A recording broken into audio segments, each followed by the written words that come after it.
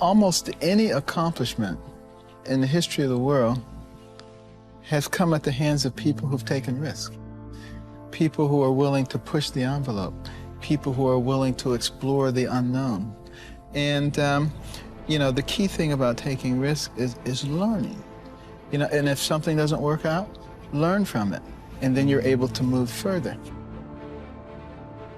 If you play it safe, that makes you stupid. Because if you don't take risks, you don't get smarter. You know, so you may know the answer, but you can't do anything. Because if you're going to be successful, you've got to take some risk. And when you take a risk, you make a mistake, and you might learn something, because we're supposed to learn from our mistakes. See, that's what life is. See, you've got to be willing to give it all up. Because the only way that you can grow, you've got to risk. The only way that you can become your best, you have got to risk. Sacrifice leads and gains follow.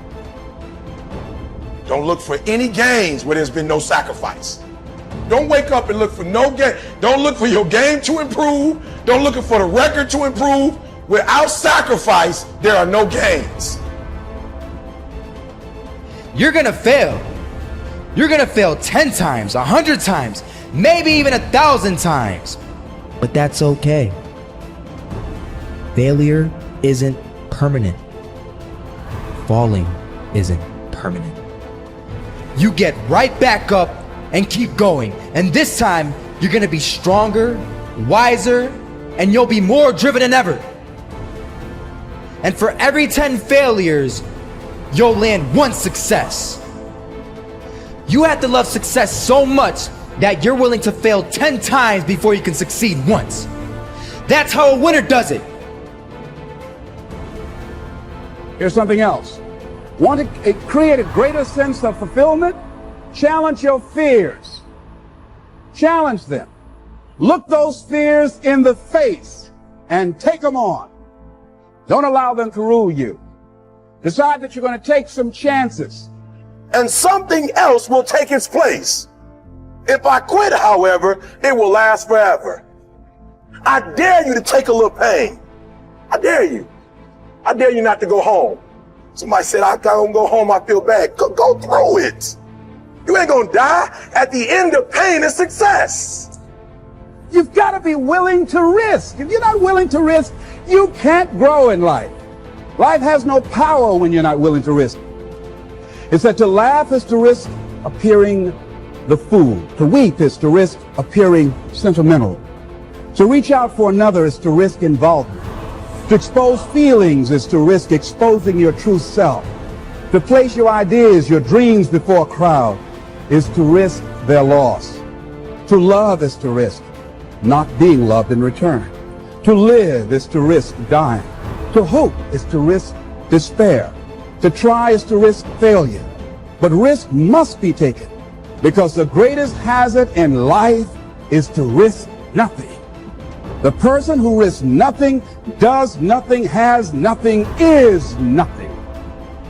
They may avoid suffering and sorrow, but they cannot learn, feel, change, grow, love, and live. Chained by their certitudes, they are a slave. They have forfeited their freedom. Only a person who risks is free.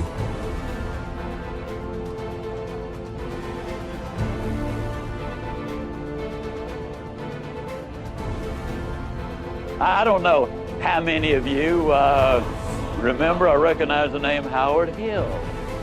Now, Howard Hill was a good Alabama boy. He was an archer. They say he was the best in the whole world. He entered 287 archery tournaments. He placed first 287 times. He was so good, he retired early because the other archers started to get unwilling to compete for second place. I've seen newsreels of Howard Hill where from 50 feet away, he had split an arrow dead center in the bullseye. Then he would take the next arrow and split the first one.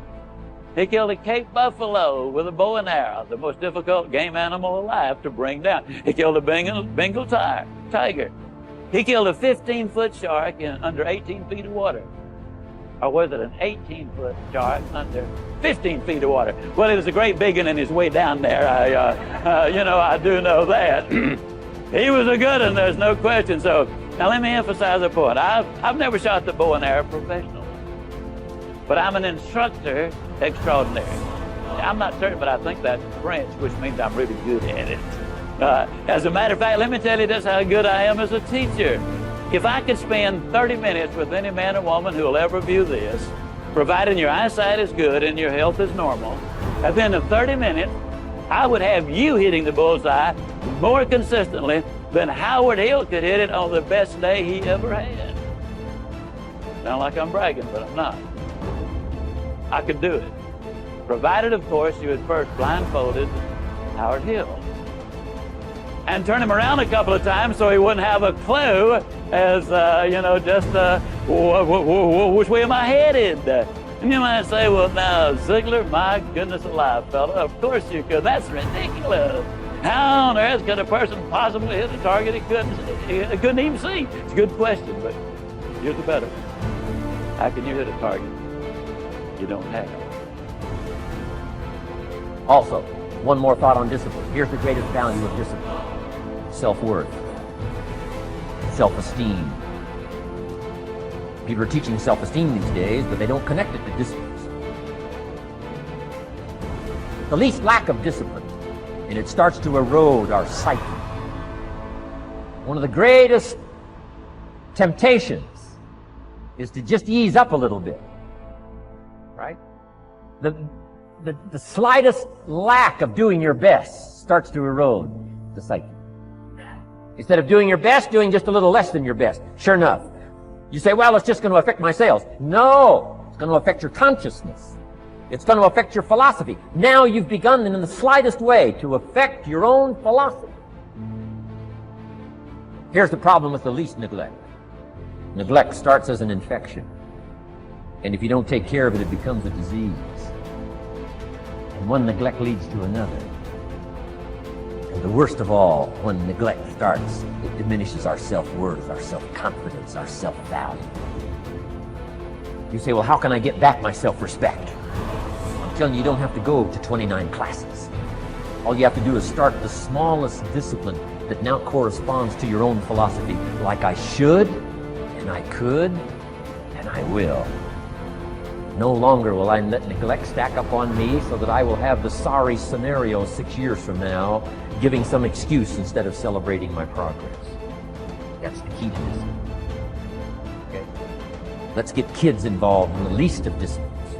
One more, and then one more, and then another one, and then another one, and then some more. And the first thing you know, you're starting to weave the tapestry of a disciplined life into which you can pour more wisdom and more attitude and more strong feeling, more faith and more courage. Now you've got something, a vessel in which to put it, and now the equities start to flow. And the early return, I'm telling you, if you'll start this process, the early return will have you so excited, you'll commit yourself to this strategy for the rest of your life. You'll never go back to the old ways. Join a new crowd, join a new group. The disciplines to take action.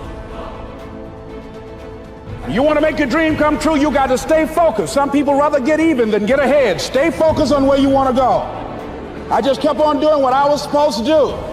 And so I was driving to the radio station. My opponent had over $20,000. I had less than $800. As I was in the radio station, the guy said, "You're going to make a commercial?" I said, "Yes." He said, "It better be a good one because that money can't go pretty far here." And I sat there in the middle control room and I was thinking, and here's what happens when you get still. Stuff will start coming. Something said, "Call your mama." You used to talk about your mother on the air all the time. Ask her to say a few words for you. That'll be a different kind of political spot. So I called my mama, and I had a gospel record playing in the background. And then I had my mother say, "Hello, this is Mrs. Mamie Brown. When I raised my sons, I raised them to be good children. When they got out of hand, I beat their behind and made them go right. Please vote for my son. He's a good boy." Usually in the state representative race, maybe 3,000 or 4,000 people will come out to vote in a primary. In that primary race, over 27,000 people came out and voted, said, I'm voting for Les Brown because his mama said he's a good boy. I won, ladies and gentlemen. I won.